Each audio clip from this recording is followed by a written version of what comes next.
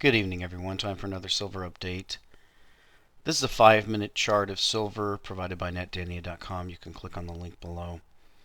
And you can see I've drawn a number of lines here. One is the short-term primary trend line, and that is the descending trend line. You can see we're rallying in the after hours a little bit, trying to reach up through that line. You can see we got through this small trend line here, and we're trying to test that one around. It's going to be around 34 when we get there. So you can see the damage that was done from roughly 37.50 all the way down to the low here is about 32.50, about $5 worth of damage. So we've repaired about $1.50 of that, so there's about $3.50 left to go. So the typical pattern of slowly rising on descending volume is occurring once again. We put in a pretty big volume bottom here on the 6th, and that seems to have held, so it may turn out that 32.50 was a very good buy point for those who stepped in. I was expecting more of a spike type bottom, something more like this, but that isn't what we got. We got kind of a big spike bottom on this drop here, and we dropped a little bit lower and then we bounced. So we'll wait and see if we break through up through the 34 level and try to go back and challenge that 37.50, as we were rising fairly rapidly before the Bernanke-Paul smackdown came. So the other market is gold, and you can see that we're back up to that 1700 level. The gold is forming another one of these kind of cup and saucer formations. Usually these are fairly strong formations. You can see that the rising trend lines here are pointing to a higher price. We're also fanning upwards with those. So the test here is going to be 1705, and then we're going to be testing 1707, 1710, trying to get back up to challenge those levels we were at before the smackdown came. So those are the two key ones we're watching. The Japanese yen, I want to look at that one really quick because it's had surprising strength of late, and you can see that it's now the dollar yen, surprising strength in the dollar, and you can see it's trying to challenge. It's in its own cup and saucer formation here, and it's trying to challenge and break into new highs. It's already rallied significantly. If you remember the lows I pointed out that nearly matched, a little bit lower than the Fukushima lows around 76, and we're now going to be looking at 82 or so. So 76 to 82, that's 6. So we're coming close to a 10% rally in the dollar versus the yen, which is fairly significant. So let's jump over and finish the rest of the user or viewer questions on the forum. We got about halfway through, so let's just jump in and finish the rest here. The first question is, each time I watch your vids, it makes me want to sell my gold and go all in with silver. Would you recommend keeping a 50-50 balance or just buy silver? Now, obviously, I can't give investment advice. I'm only going to tell you what I'm doing and my opinion on things. At the present time, as we pointed out, we're about 34 on the price of silver. We're about 1700 so on gold, so that's a good 50-to-1 ratio.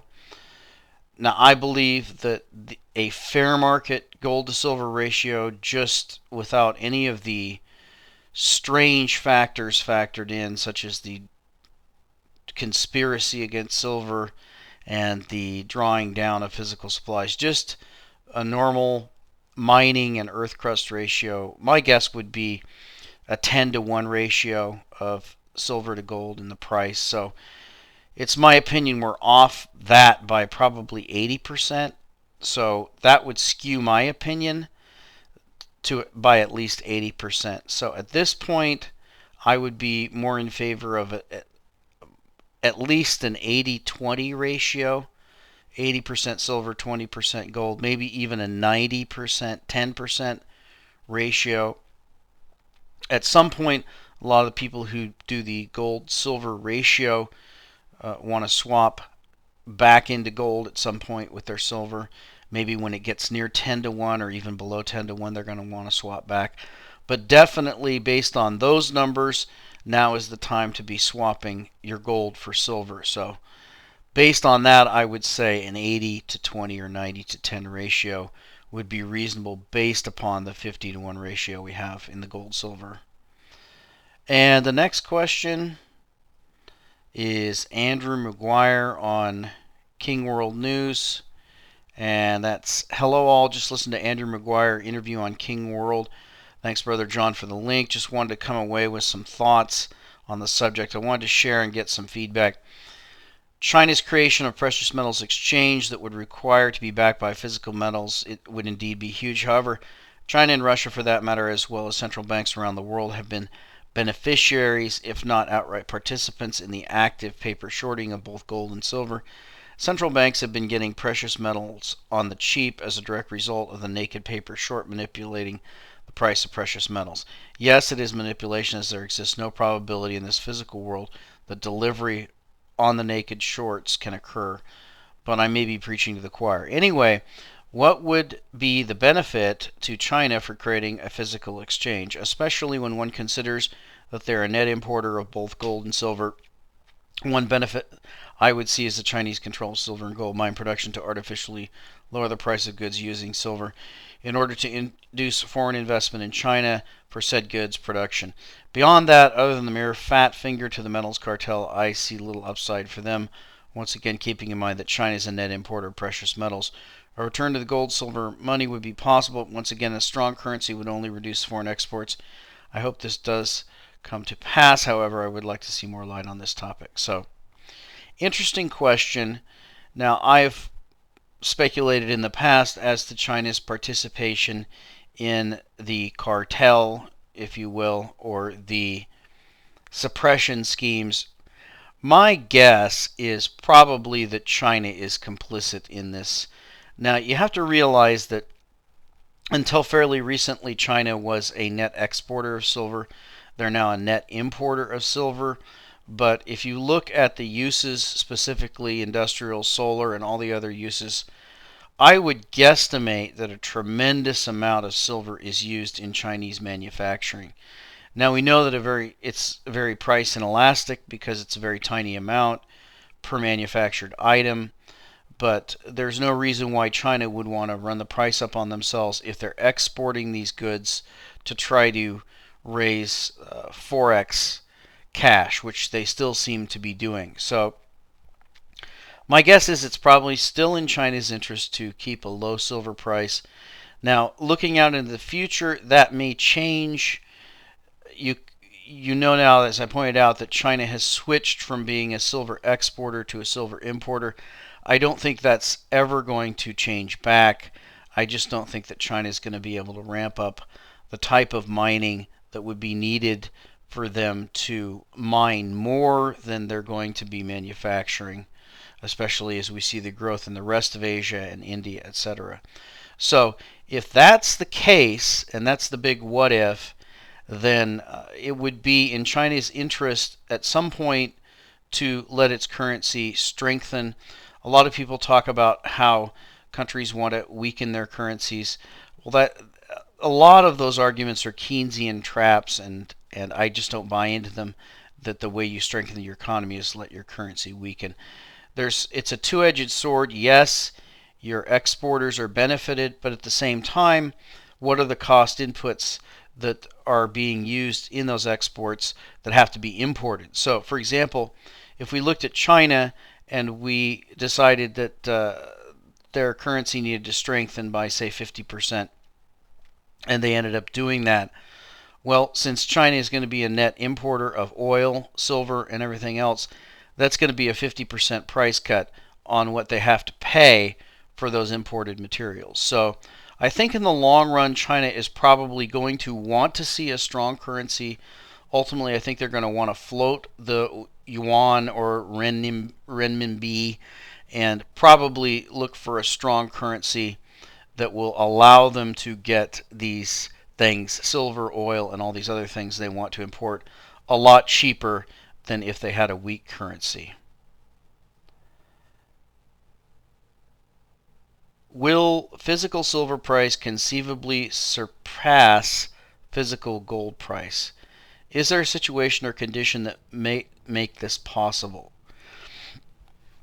I think that's possible. I think it would take enough. I think it would take the remonetization of silver for this to occur, and you would have to have enough people buying into the silver bull market. Now you can imagine a scenario where silver breaks through $50 and then gets into triple digits. You could imagine that gold would be, if gold lagged, maybe gold would be 2,000 to 3,000, somewhere in that range. So still with that ratio, let's say we went to 3,000, so we came down to a 30-to-1 ratio with silver at 100. Silver would still be very cheap relative to gold, and you would have the bull market piling on phenomenon. So at that point, you could see a lot of the public piling in. If enough of the public piles in around the world, we know the tiny amount of silver that's mined and the very small amount that's left above ground could cause a sort of buying panic frenzy. And in that type of scenario, I could actually see silver at least approaching maybe 5-to-1 and even 2-to-1 and even 1-to-1 with the price of gold if there's some type of panic buying situation. So yes, I think that's possible. And this one's on taxation. Brother John F., my name is Daniel. I'm from Norway, and I've been following your video updates on YouTube for a year now. First of all, I'd like to say that your work is excellent, etc. I have a question about taxation on gold and silver. I would love it if I could talk about this in your video. I think there's a lot of people like me out there who are very confused about taxation laws. Even though I'm from Norway, I know after reading Robert Kiyosaki's book Rich Dad Poor Dad that taxation laws of the Western countries are almost the same with minor discrepancies. There are a lot of advocates for gold and silver that use the argument that gold and silver in the form of numismatic coins are not eligible for capital gains taxation, like, for instance, stocks. I even took a course here in Norway, etc. And he goes on. I'm not going to read the whole thing. But the general question is, what about the taxation? Now, it is interesting that your paper vehicles are taxed at a much lower rate. That is, if you're assuming that your gold and silver are going to be taxed as collectibles. That rate, I believe, is 35%, while the capital gains tax is down around 15%. So obviously the people who play the paper games are advantaged. I don't think that's a coincidence. Now, the big question is about whether you should invest in them based on the tax situation. I don't think you should even concern yourself with the tax situation. First of all, I really don't think, and I've covered this in my Office series and a number of other videos, I really don't think that you should even consider selling your silver in the same currency that you bought it in.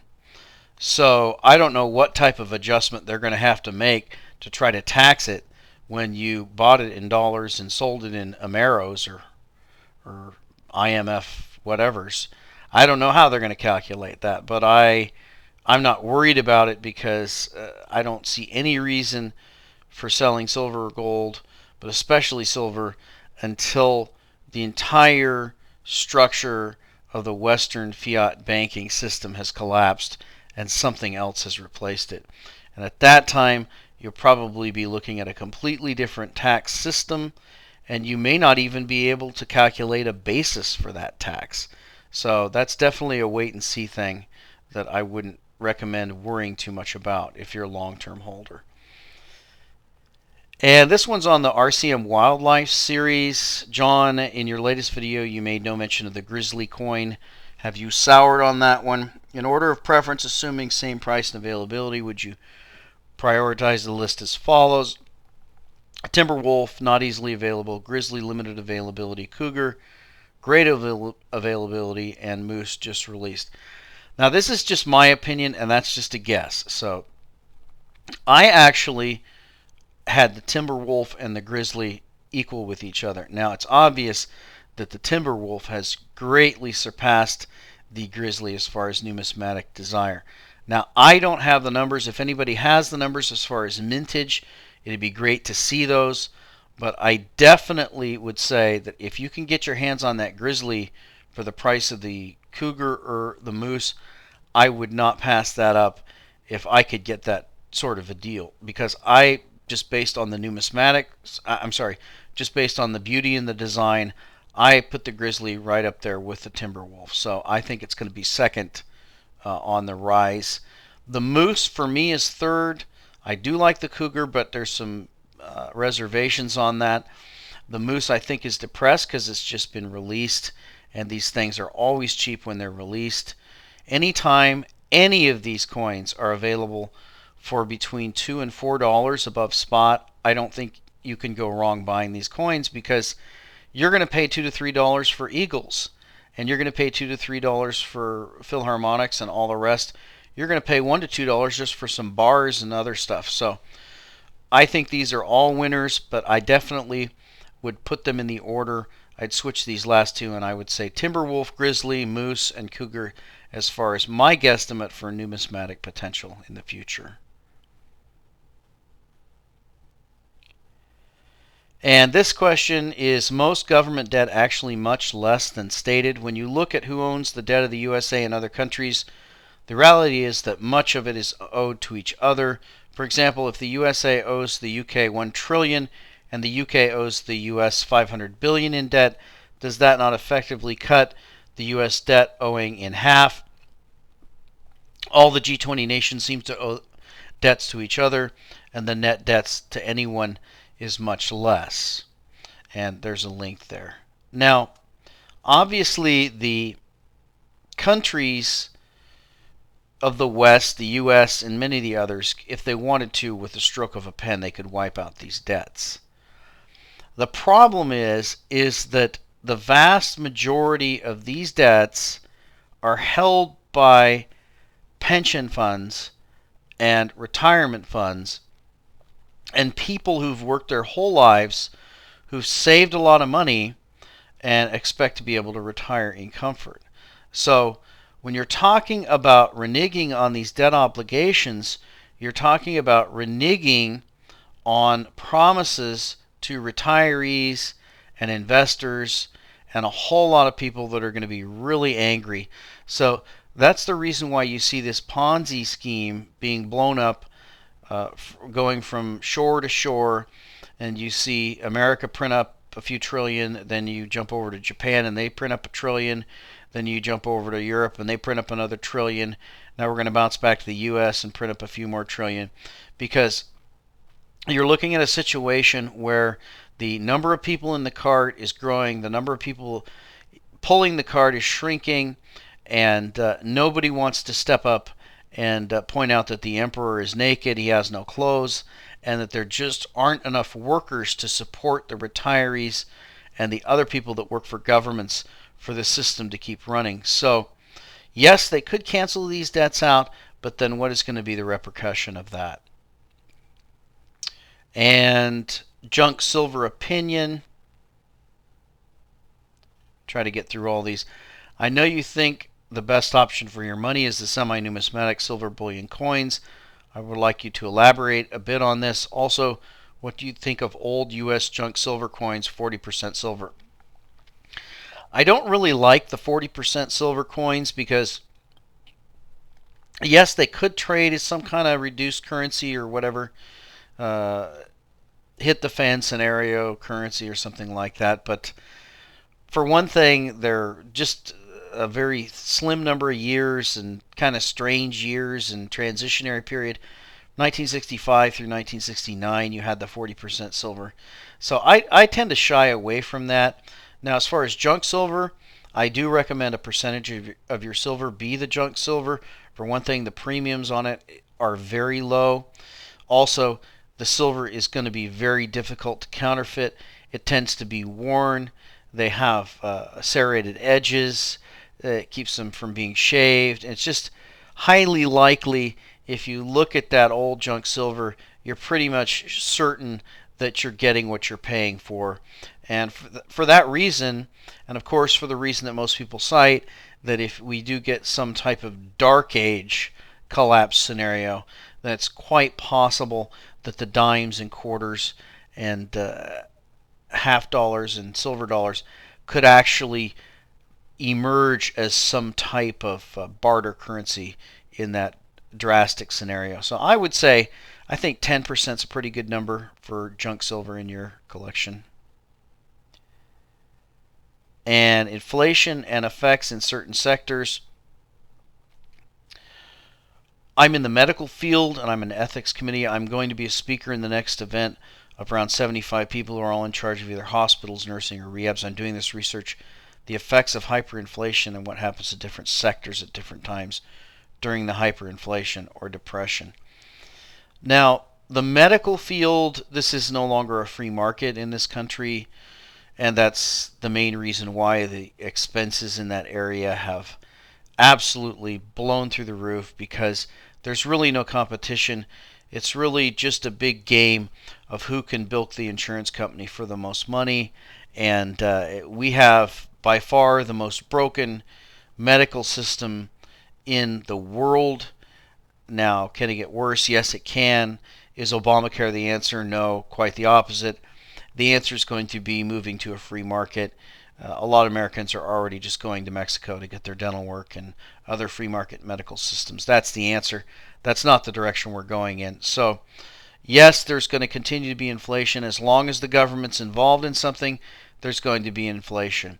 If you look at the one example that Peter Schiff is always talking about, the costs of plastic surgery, elective care, and LASIK surgery and other things, those costs have consistently fallen, just as the price of computers and other components in electronics have consistently fallen over the years. Why?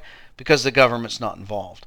You don't have this insurance racket, government subsidy. It's strictly a free market, and you can see that there's been open competition and the prices have fallen. So that's my opinion on that. And last of all, buying silver without shipping tax trail. In regards to the question about buying silver online locally, calculating shipping the premium, anonymity, and paying tax, I'd like to point out there's a way to avoid all these. I go to various coin shows that are usually on the weekends. This is a no-tax, cash-only environment, premiums and total privacy, etc. So, yes, I think that's probably going to emerge as much larger in the future. Anytime you have repressive governments, especially when you have capital controls, when you have governments trying to foist their worthless currency off on their people and give the good value to foreigners, that's very well documented in Jimmy Rogers' Investment Biker. If you really want an education in how the world works, I suggest you read that book.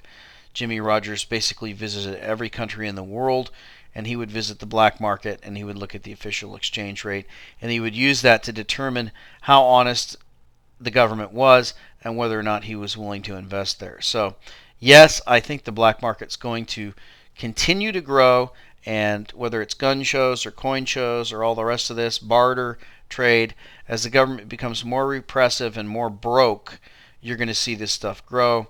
You can look at an example like Greece, where the government has a lot of difficulty collecting any tax revenues at all. So those are the questions. Caught up for now. We're looking at a short-term rally in silver. We're trying to challenge that 34 level. I expect if we do get through that level, then we may make a run at this level of 34.5, and then we're going to be right in the middle of this churning area to try to fight back up to that 37 level. And we'll talk to you next time.